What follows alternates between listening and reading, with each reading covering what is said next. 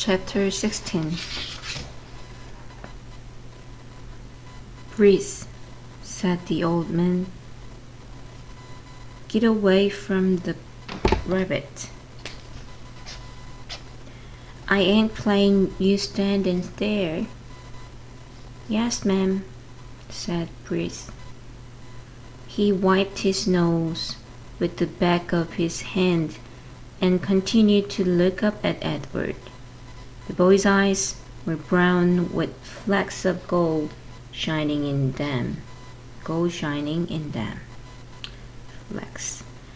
Hey, he whispered to Edward.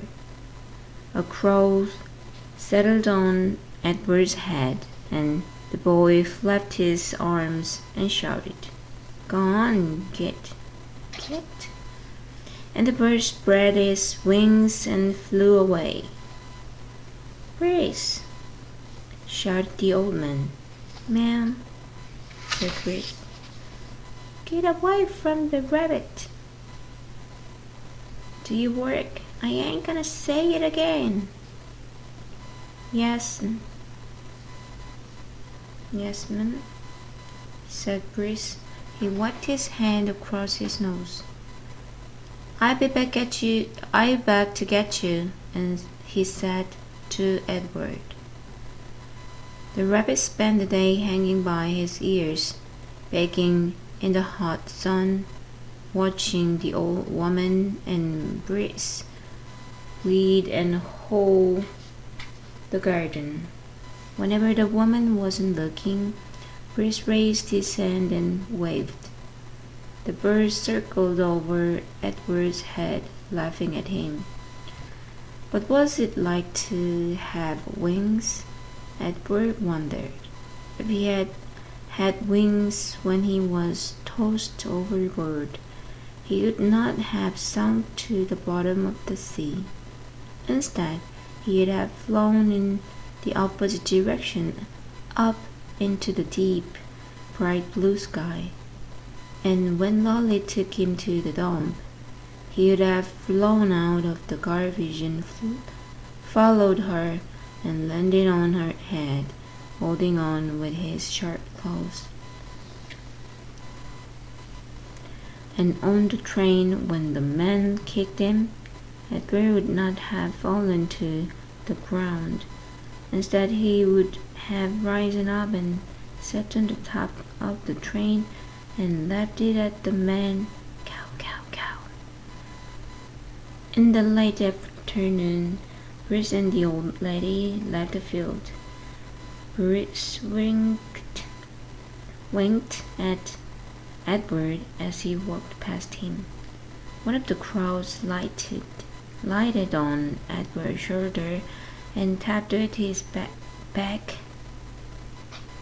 at Edward's china face, reminding the rabbit with each tap that he had no wings, that not only could he not fly, he could not move on his own at all in any way. Dusk descended over the field, and then came dark. A whippoorwill sang out over and over again. Whippoorwill, whippoorwill. It was the saddest sound Edward had ever heard. And then came another song, the hum of harmonica. Bruce stepped out of the shadows. Hey, he said to Edward. He wiped his nose with the back of his hand, and then he played another bit of song on the harmonica. I bet you didn't think I'd come back, but here I am. I come to save you. Too late, thought Edward as Breeze climbed the pole and worked at the wires that were tied around his wrists.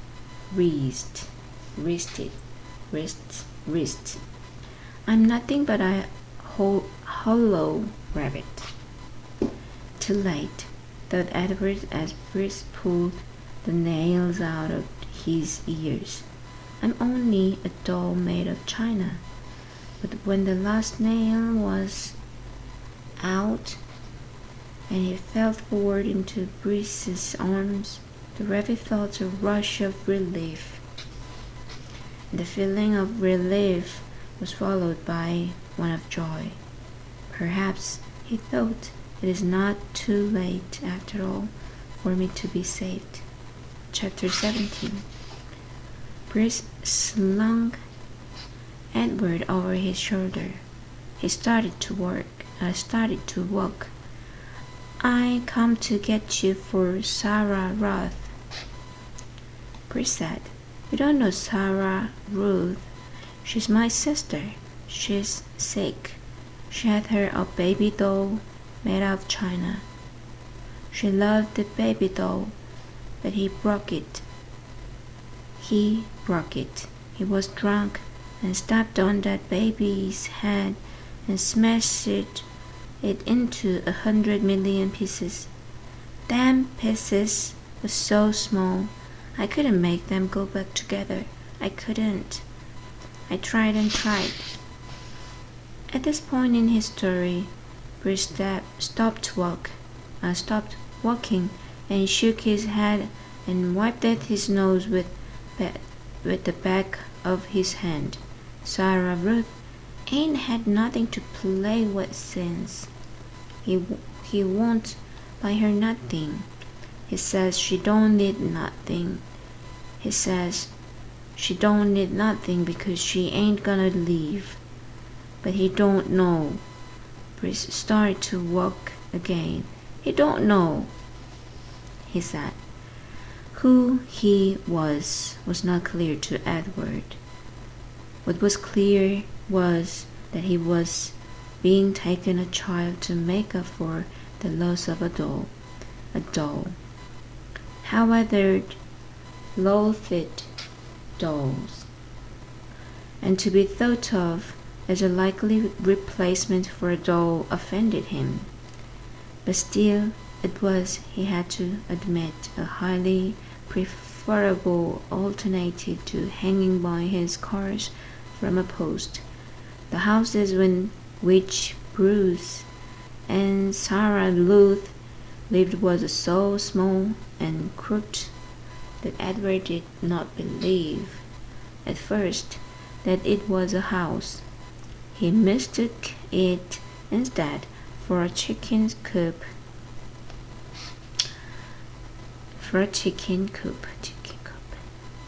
Inside there were 2 beds and a kerosene lamp and not much else.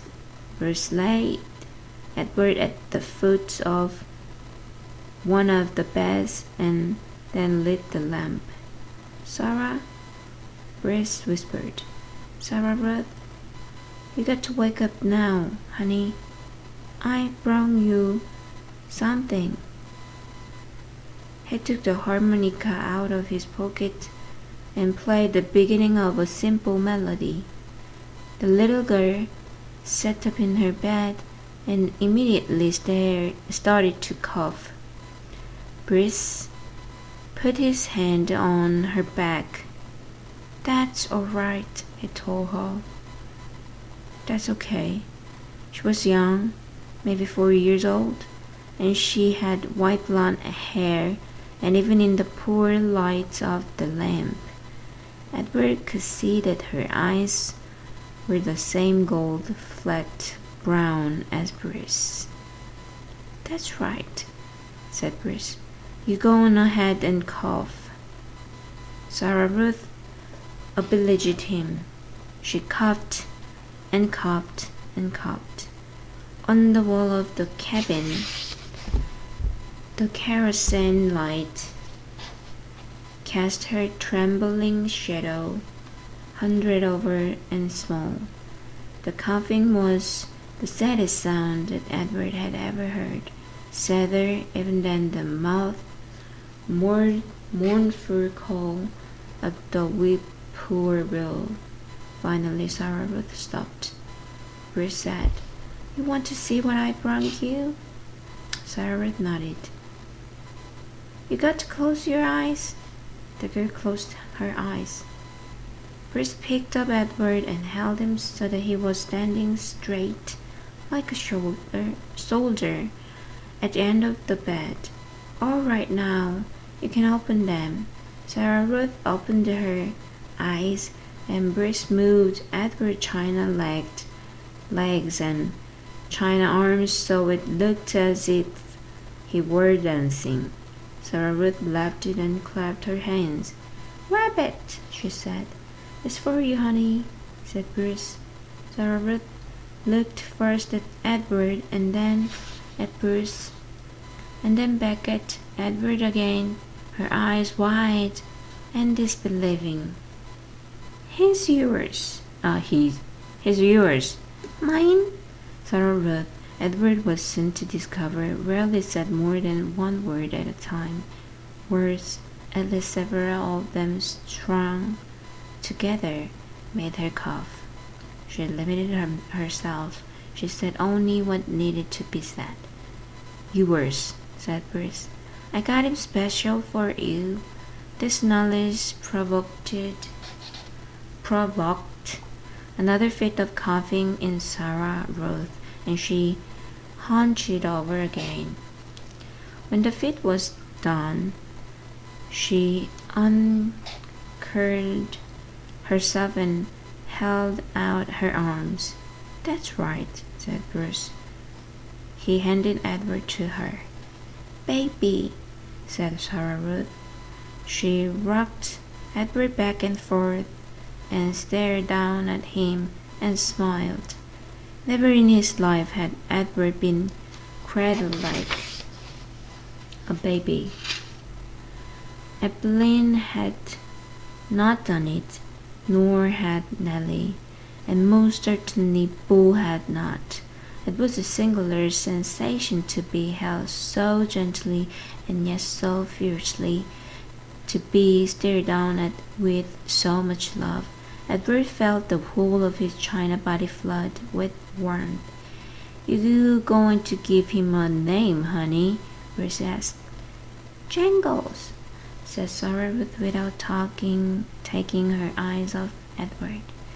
Jangles? Huh, that's a good name. I like that name. Bruce patted Sarah Ruth on the head. She continued to stare down at Edward. Hush, she said to Edward as they rocked him and back and forth. From the minute I first seen him, said Bruce, I knew he belonged to you. I said myself, that rabbit is for Sarah Ruth. For sure. Jangles, murmured Sarah Ruth. Outside the cabin, thunder cracked and then came the sound of rain falling on the tin roof. Sarah Ruth rocked Edward back and forth, and Bruce took out his harmonica and started to play, making his song keep rhythm with the rain. Chapter 18. Bruce and Sarah Ruth had a father. 그럴 줄 알았다. Early the next morning, when the light was gray and uncertain, Sarah Ruth was sitting up in bed, coughing, and the father came home. He picked Edward up by one of his ears and said, I ain't ever. It's a baby doll, said Bruce. Don't look like a no baby doll to me. Edward, hanging by one ear, was frightened. This, he was certain, was the man who crushed the heads of China dolls. Jangles, said Sarah Ruth between coughs. She held out her arms. He's hers, said Bruce. He belongs to her.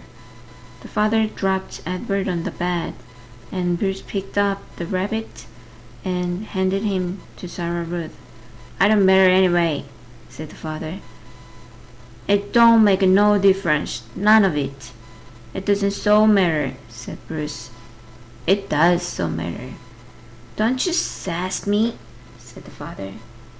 He raised his hand and slapped Bruce across his mouth, and then he turned and left the house. "You ain't got to worry about him," said Bruce to Edward. "He ain't nothing but a bully. Besides, he don't hardly ever come home." Fortunately, the father did not come back that day. Bruce went out to work, and Sarah Ruth spent the day in bed, holding Edward in her lap and playing with a box filled with buttons.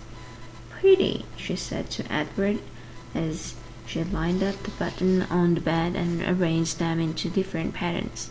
Sometimes, when a coughing fit was particularly bad, she squeezed Edward so tight that she was afraid he would crack in two. Also, in between coughing fits, she took to sucking one or the other of Edward's ears. Normally, Edward would have found intrusive, clingy behavior of his sort very annoying, but there was something about Sarah Ruth. He wanted to take care of her. He wanted to protect her. He wanted to do more for her. At the end of the day, Bruce returned with a basket for Sarah Ruth and a bowl of twine for Edward. Sarah Ruth held the biscuit in both hands and took small, tentative bites. "You eat them all up, honey. Let me hold Jangles," said Bruce. "Him and me got a surprise for you." Bruce took Edward off in a corner of the room, and with his pocket knife, he cut off lengths of twine and tied them to twirl Edward's arms and fit, and then tied the twine to sticks of wood. "See, all day I've been thinking about it," Bruce said. "What we're going to do is make you dance. Sarah Ruth loves dancing. Mama used to hold on to her and dance her around the room. You were eating that basket?" Bruce called out to Sarah Ruth. "Uh-huh," said Sarah Ruth. "You hold on, honey. We got a surprise for you." Bruce stood up. "Close your eyes," he told her. He took Edward over to the bed and said, "Okay, you can open them up now." Sarah Ruth opened her eyes. "Dance Jangles," said Bruce. And then, moving the strings with the sticks with his one hand, Bruce made Edward dance and drop and sway. And the whole while, at the same time, with his other hand, he held on to the harmonica and played a bright and lively tune. Sarah Ruth laughed. She laughed until she started to cough, and then Bruce laid Edward down and took Sarah Ruth in his lap and rocked her back. "You want some fresh air?" he asked her. "Let's get you out of this nasty old air, huh?" Bruce carried his sister outside. He felt Edward lying on the bed, and the rabbit staring out of the smoke-stained ceiling, though again about having wings. If he had them, he thought he'd fly high above the world to where the air was clear and sweet, and he would take Sarah Ruth with him. He would carry her in his arms, surely so high above the world she would be able to breathe without coughing. After a minute, Bruce came back inside, still carrying Sarah Ruth. "She wants you to," she said. "Jangles," said Sarah Ruth. She held out her arms. So Bruce held Sarah and Sarah held Edward, and the three of them stood outside. Bruce said, "You got to look for falling stars. Them are the ones with magic." They were quiet for a long time, all three of them looking up at the sky. Sarah stopped coughing.